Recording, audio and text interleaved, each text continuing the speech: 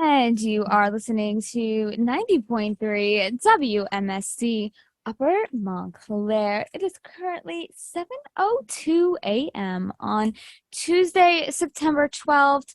I'm your host, Nicole Pissarro, and I'm your co-host, Cam Martin, and today we have a fun-filled show discussing student loan forgiveness, the Seaside Heights fake bomb threat, cyberbullying, and much, much more in the next few hours. exactly, we got lots of news to update you all on this morning. Talking about college, but we're going to go into loans. So there are student loan forgiveness scams that are surging. Ooh. Yeah, Mike, mouth drop. Okay, let's get into it.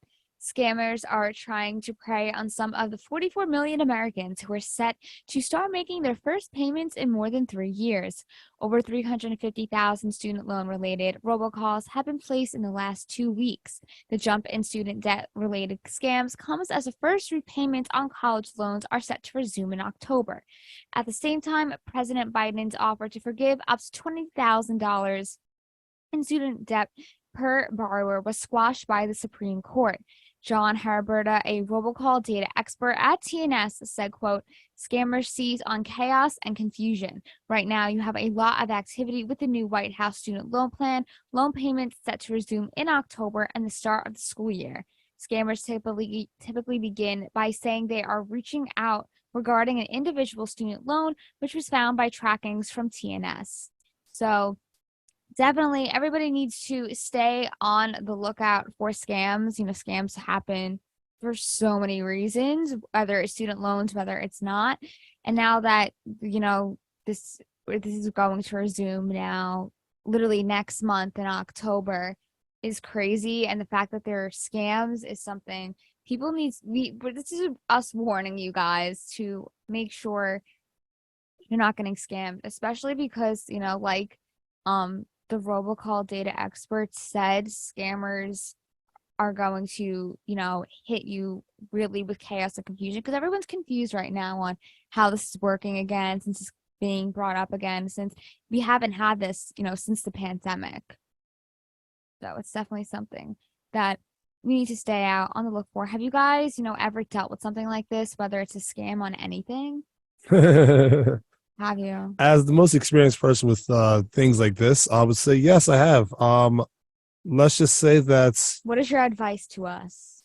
make sure that you have the biggest. Just make sure you have your all your bases covered. Um, Triple check everything. Try to make sure it's a verified source, and above all else, just don't just if something seems fishy, don't don't engage into it. Especially, and it's always a good thing to trust your gut. Yeah, like if When something's up. like no matter how desperate you are, don't fall into that temptation of indulging in a potential way to do something. So there's this thing that a lot of schools have been implementing. This whole thing about not necessarily a cell phone ban, but kind of as a cell phone ban. So Red Bank Regional High School is implementing a new cell phone ban for the 2023-2024 school year. Freshmen must store their mobile phones in a cell tower during class time. The new policy in the 1,200 student population Monmouth County School is designed to promote focus and to shut off bullying. Quote, "Kids are feeling very isolated right now. It's a rough time," says Suzanne Keller, the supervisor of The Source, a school-based youth service program at Red Bank Regional. "We are all going through a rough time globally, not just as a nation, but globally." New Jersey experienced tragedies last school year after 2 teens took their own lives due to bullying incidences. Schools are utilizing new policies to combat bullying and isolate focus on mental health. Officials and experts say a mental health crisis has been in the United States due to the COVID-19 pandemic. It's overall how it's been. It's just damaging, and you all went to were in high school during COVID. You all saw what it was like, and I kind of saw the similar effects here at the college level. But I want to know what it was like. I want to know what it was like for you guys as as students in the secondary level. It was wake up, get on a Zoom, and then after school, you're just doing nothing. And then you're maybe playing video games, something like that. Then go to sleep, and then you repeat it. And it was a constant just continuation. Cycle. It's a cycle. It was just a constant cycle, and I kind of think that put a lot of people into a bad habit of just mental health and everything like that. And it wasn't a good time for anybody. I feel like it only made our attention span worse. They always say Gen Yes. Z has a bad attention span. I feel like it made it worse. I mean, didn't it's learn not our barely fault, anything. though. You know what I mean? Mhm. It's not our fault. The pandemic really happened in the middle of nowhere. But you're right. Our attention spans are really bad. Out of all the generations, which, it's not our fault, but that it is what it is. And cyberbullying, I feel like, bullying in general has always been an issue for so many generations. But I feel like as Gen Z has the absolute our craziness. generation has the worst because of social media, because of technology, because of our phones, and I think it's only going to get worse from here. Especially moving into future generations, the more technology that comes out, the more easier it is for students to bully each other behind a screen. So I mean, the high school taking away phones, which, okay, that's good because it does prevent. It limits it. It gives them a limit. It gives them a boundary, but also it's what happens when they leave school. Yeah, exactly. That's when it usually happens too. It happens a lot behind the scenes because a lot of them are scared to reveal who they are and get in trouble. Yep. And that's where the problem lies. So, I mean, it's are you really doing enough? Is it enough? Is it enough? It's a start. It is a start. But glad to see that they are trying to actually figure it out. But is it? It's not. I don't think, like you said, I don't think it's gonna be sustainable throughout an entire.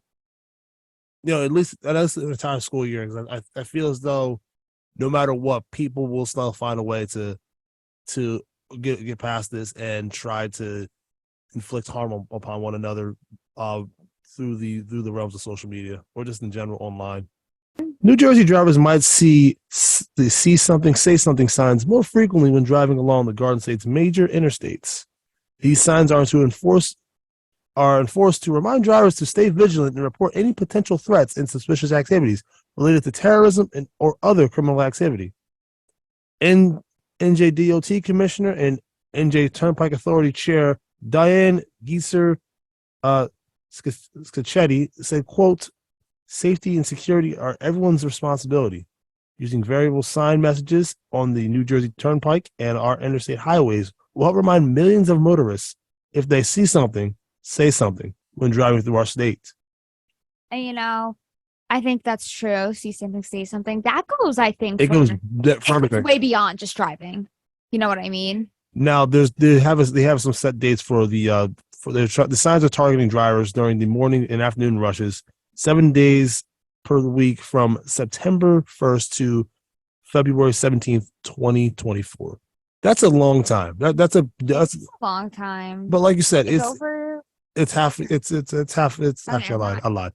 It's a little under 6 months. A little under 6 months. Yeah, it's but 6 months. Happy, a little over. Little under 6 months. It's about 5 months. 5 months, then 13 days, whatever. Who's counting? Anyway, I wasn't doing my math right. The point is, like you said, it's ideal that this is the thing that it goes well beyond even just motorists. This is one of the things that you could apply this to all aspects of life. Yeah. If something looks out of place or something looks kind of suspicious, say you don't want to just hold that to you, because if that's the case, that could be the difference of everyone being saved or another tragedy that occurs. You're right, and especially I think that goes back to what we were talking about earlier in the show when we were talking about trusting your gut. If you feel like something's off, something's fishy, it probably is. Your instincts are probably correct, and if you're witnessing something, say something. Don't ignore it, because you will regret that, and you could help save a life if it really got to that point. So I think it's really nice to see that on the interstates. Just a reminder. It's a reminder. It's like a nice little reminder today, little inspiration of the day to really see something and say something. Like you gotta think too. When I don't know how many of you guys ever driven those the Parkway or the Turnpike. Yeah, I have. You see signs all the time. Yeah. You see how many cars there are on a daily basis, especially if you're on the Parkway. The reason why I bring this actually on the Turnpike, you don't know what could be happening on that Turnpike. If you never know. like, there's a lot of things that could happen. I've seen a lot of movies. I played a lot of games, so you see a lot of you kind of get that vision of like, whoa, what if this happened? Like you just kind of get that. So if you like, decide to say if you see something suspicious, just get on the jump and just do your diligence and be a good New Jerseyan. Well, we finished the buzz. Thank you all for listening to 90.3 WMSC Upper Montclair. This has been the Morning Buzz Tuesday edition. Stay tuned for the rest of this week. Same time, same place, different crews, and have a great